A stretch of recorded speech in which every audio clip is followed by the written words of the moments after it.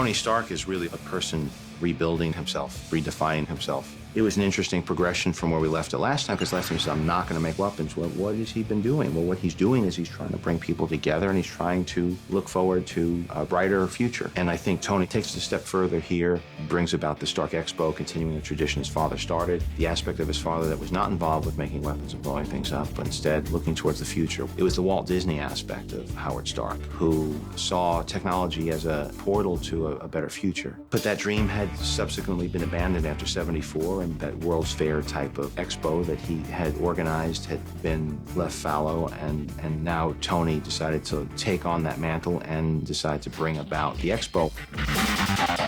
When this whole thing started, we had this moment from, I think it's like Iron Man Armored Adventures, which is like our kids series, and it was Stark World. It's like giving this like Macworld Steve Jobs type keynote speech, and it very quickly went from like this one little image to this gigantic expo, and next thing you know, Mike Reeve, our production designer, has a guy drawing buildings, and you see all these like huge wide shots, and people are photographing Flushing Meadow Park from above in a helicopter, and you're like, whoa, whoa, whoa, how did this all come together so quickly?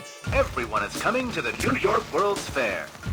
They're coming from the four corners of the earth. There's the symbol of the fair, the Great Unisphere. We've modeled it on the famous 1964 World's Fair in Flushing Meadow.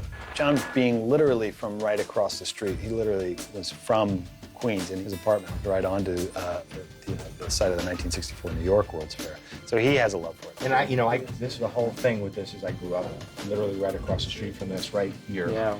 And so when I see this come, I never saw the World's Fair for real. It's really fun doing this. It's particularly interesting watching these plates that I'm so familiar. I know all these views except for the helicopter stuff, and then see what you guys are doing with it. It's really fun. He grew up not far from that giant pavilion, which was called the Tent of Tomorrow.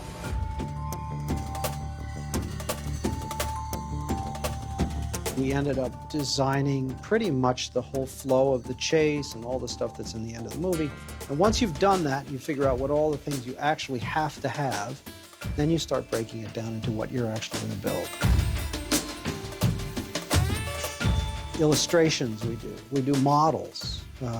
You try through all those different ways to explain exactly how these pieces fit together. Because they're so massive, you can't build them all in one place. You have to break them up a little bit here and there. So we ended up breaking up the stage. The interior Tent of Tomorrow we have to build because there's not a set that had that kind of video screen or a size that we needed. I love the ironettes. Did you see those girls? 1, 2, 3, 4, 5, 6. Whoops a daisy. 1, 2, 3. That's it, Kyla. 6, 7, 8.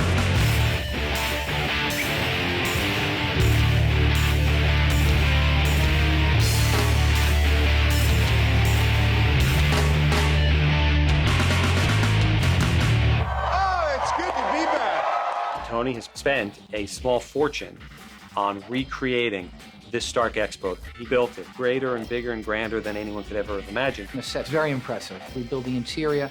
We're going to build the promenade. We were lucky to find this up over the dam. Part of the movie magic for the Expo and going to all these different locations was that we would take some of the same elements to different locations.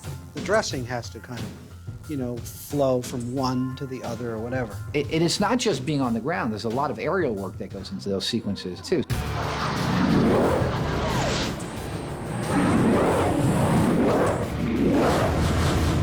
We're doing some work with both our Spider Cam and our mini helicopter, shooting plates into which will comp our CG Iron Man and drones that are for the chase sequence in the final battle.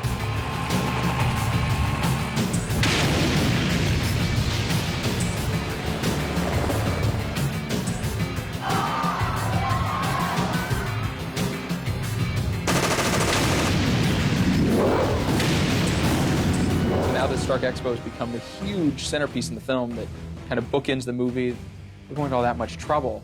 Well, then that should be where the finale happens. There's a big sequence that happens as the drones are following War Machine and Iron Man. The Japanese garden is a separate set in itself. We only built a portion of that. This is the star of the film. No. That's right, the star of the film. No. I'm just the man who stands next to the man. What's this piece of tech right here? This is the War Machine helmet, without the faceplate, mind you. Should we put it on? Show them how it works. Are you ready? Ta-da!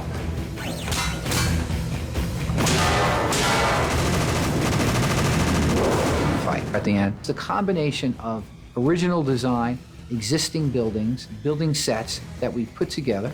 Yannick, our visual effects person, that'll be his daunting task, and making it look like one location. That's nice. That I like that, grabbing that zoom and him having trouble holding him in the zoom.